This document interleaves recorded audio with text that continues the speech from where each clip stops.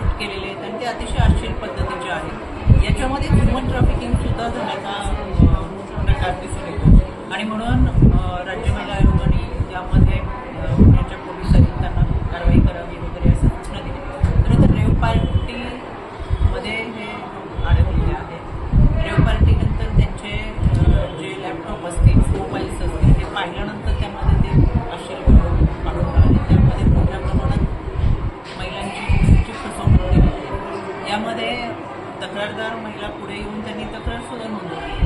त्याच्यामुळे त्या महिलांनी तक्रार दिली आहे या प्रत्येक म्हणून राज्य महिला आयोगाच्या वतीनं पुणे पोलीस आयुक्तांना सुद्धा डीजी ऑफिसला पत्र पाठवलं होतं. डीजी ऑफिसमधून पुणे पोलीस आयुक्तांना पत्र देण्यात आलेलं आहे. याच्यामध्ये SIT गठीत करावी जेणेकरून हा तपास खोलवर व्हावा.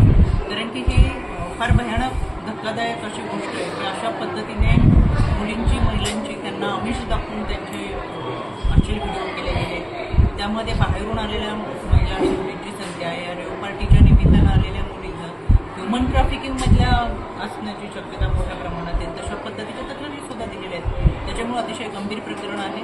अजून कुठल्या मुलींची महिलांची फसवणूक होऊ नये आणि अशा पद्धतीने आमिष दाखवून